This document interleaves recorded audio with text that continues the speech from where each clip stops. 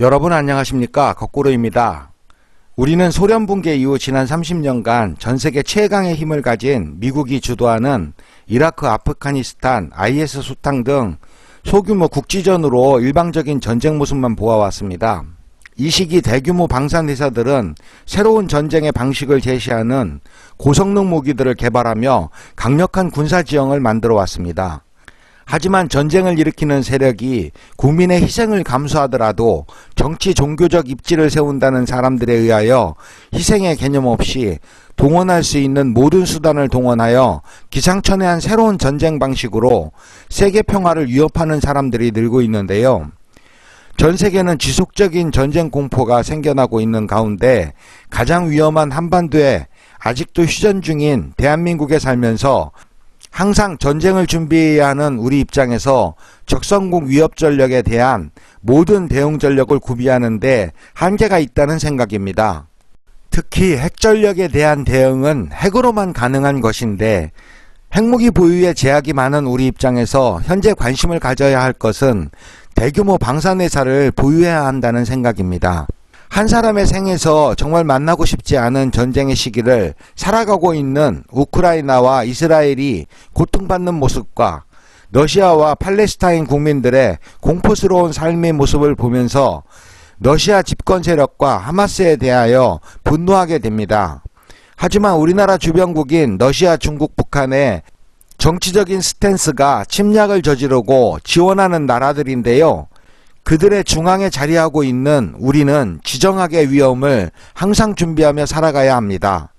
그들의 전쟁은 우리의 현실이 될 수 있기에 안타깝지만 그들의 전쟁에서 우리의 준비 상태를 배워야 하는 입장인데요. 이들의 전쟁은 우리가 알고 있던 현대전쟁에 대한 개념이 아니었습니다. 우러전쟁은 재래식 무기의 소모전으로 그 대단한 러시아가 이란과 북한에 재래식 포탄과 무인기를 요청하는 상황인데요. 20년까지도 세계 100대 방산기업 9개를 보유하고 중국, 인도 등 세계 여러 나라에 기세등등하게 무기를 팔아오던 러시아였고요. 세계 2위 군사무기를 보유한 러시아가 군사력 2위는 아니었습니다. 한 나라의 군사력을 장부상의 숫자로 판단할 수는 없는 이유인데요. 지금까지 최첨단 무기라고 자랑하던 그 유명한 무기들을 전장에서 민간시설이나 폭격하는 수준이었고 전략 무기들은 전술적인 가치도 없는 것이었습니다. 21세기의 무기를 가지고 20세기 전쟁을 하고 있는 전쟁 양상인데요. 이에 비하면 우크라이나는 세계 100대 방위산업 중 65위에 우크로 부름푸름을 보유하고 있는데요. 이것이 서방의 지원과 함께 버티는 힘이라고 생각합니다. 최강의 군사기술과 군사 시스템을 가진 이스라엘에게 하마스가 이끄는 팔레스타인은 19세기의 군사무기를 가지고 21세기의 전쟁을 하려고 한다는 것입니다. 깡통으로 만든 로켓, 행글라이더를 통한 공중침투, 인지를 앞세운 대공방어 시스템, 자체적으로 제작하는 수준 미달의 로켓포를 가지고도 목숨을 걸고 탱크를 파괴하는 가장 무서운 것은 최첨단의 무기가 아니라 가지고 있는 무기를 사용하는 사람이라는 것인데요. 하마스는 수준 이하의 무기를 가지고도 세계 정치가들의 약점을 교묘하게 파고들며 하이브리드 전쟁을 구사하고 있습니다. 하마스의 선빵으로 이스라엘은 300개의 핵탄두, 5세대 전투기 F-35, 4세대 전차 메르카바 MK4, 세계 최고의 정보기관 모사드, 가장 유명한 대공방어 시스템 아이언돔, 그리고 73만 명의 병력을 개무시하며 덤벼든 건데요. 거꾸로를 사랑해주시는 시청자 여러분은 한나라의 군사력을 어떻게 생각하십니까? 백과사전에선 군사력이란 병력과 화력 등의 물리적인 투사력, 첩보전 등의 정보적인 능력, 군수지원의 유지가 가능한 경제력, 외교력을 종합한 총체적인 전쟁 수행 능력을 말한다고 하는데요. 정말 군사력은 측정이 불가능하다는 걸 아시겠죠? 우리가 보는 시각에서 하마스에 당한 이스라엘이 보복을 한다, 승리를 한다 말하지만 나라는 승리할 수 있습니다. 하지만 가정의 입장에서 전쟁의 승리는 없습니다. 전쟁에서 피해를 당한 사람들은 모든 가정의 불행이 시작됩니다. 최근 전쟁들을 보면서 하나의 위험에 대응하는 시스템을 만들고 위안을 삼는 것이 얼마나 위험한 생각인지 알게 해줍니다. 군사력이 강한 나라를 만들기 위해선 전쟁의 중심인 정보력, 무기, 군인, 무인드론 등을 지속적으로 만드는 것이 중요하고 이를 유기적으로 운용하는 시스템이 필요한데요. 대한민국이 세계 강대국들에게 밀리지 않는 강력함을 만드는데 우리나라의 군수산업 수준은 정말 중요한 요소라고 생각합니다. 전쟁을 하는 사람들에게 가장 중요한 것은 숙련된 무기입니다. 날이 갈수록 기술전쟁으로 기술 장벽이 높아지는 지금 전쟁을 해야 하는 사람들에게 가장 필요한 것은 모든 영역에서 무기체계를 생산할 수 있는 기술과 생산 역량입니다. 거대 방산업체를 보유한 나라는 기업과 합작으로 국가가 필요로 하는 무기를 만들고 전쟁의 패러다임을 만들며 군사강국의 지위는 지속적으로 유지되어 갑니다. 정말로 부러운 일입니다. 이렇게 잘 키운 방산회사 하나가 나라의 안전과 패권을 가져다주는 원천이라는 생각이 필요한 건데요. 거대 방산회사들이 평화시국인 21년 매출에 의한 22년 발표 순위로 세계의 거대 방산회사 현황과 우리나라 업체의 수준을 살펴보고 22년 2월 러시아 우크라이나 전쟁을 기점으로 전쟁 시국인 22년 매출에 의한 23년 발표 순위도 참고하여 변화하는 방산회사와 국가 현황을 알아보겠습니다. 디펜스 뉴스가 매년 발표하는 세계 100대 방산회사와 인터넷에 발표한 각국의 국방예산을 중심으로 살펴보겠습니다.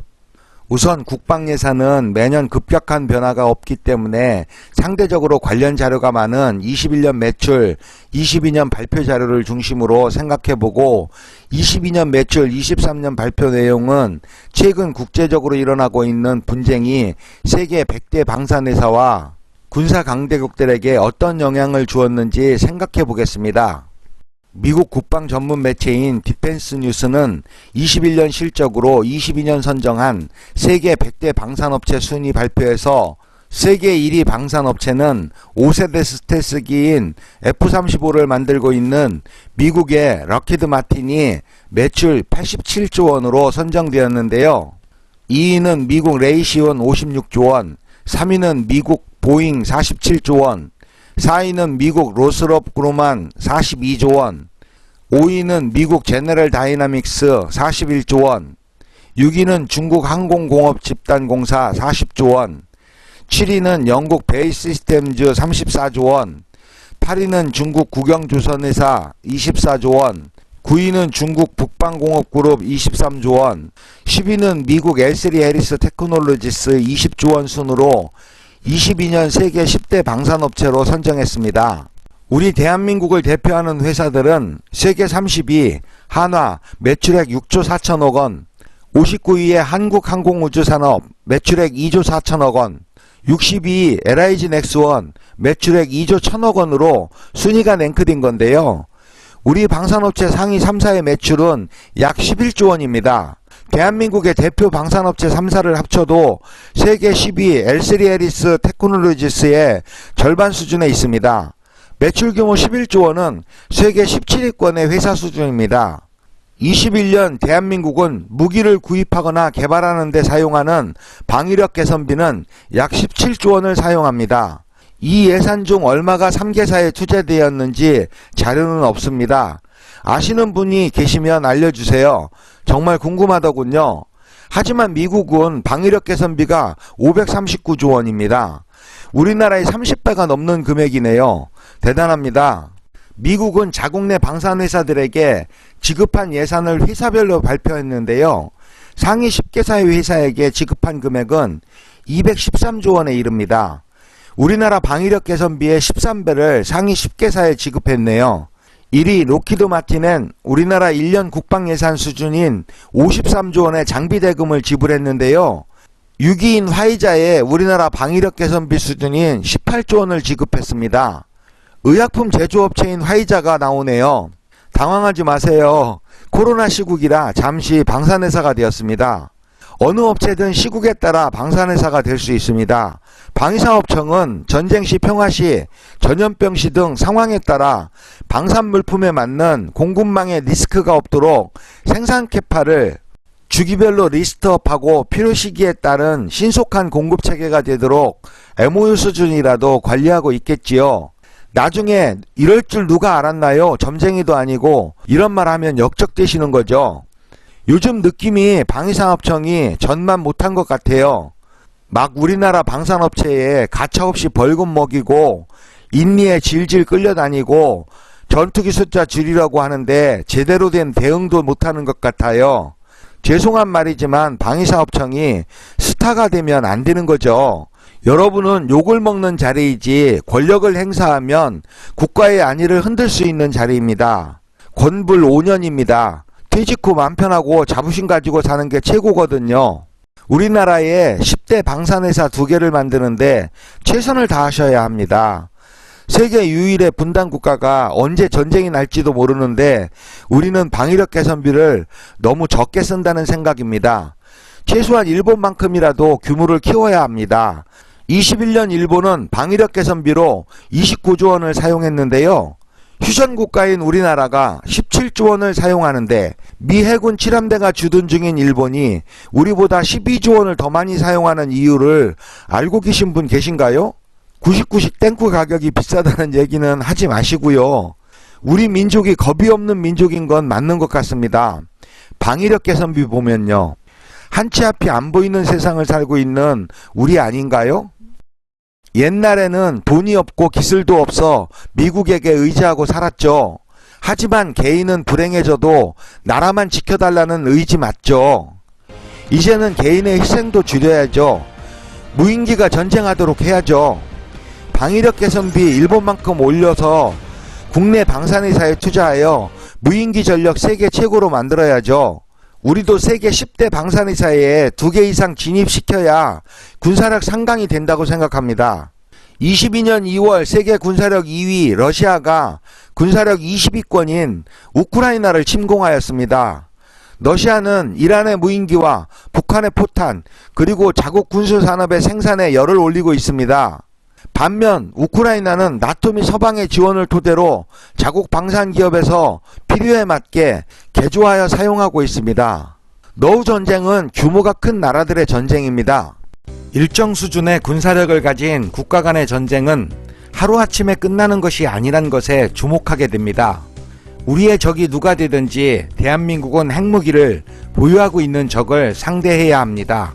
상대가 핵무기를 보유하고 있더라도 전쟁은 한 방으로 하루아침에 끝나는 것이 아닙니다. 지속적인 소모전도 우선 준비하여야 합니다.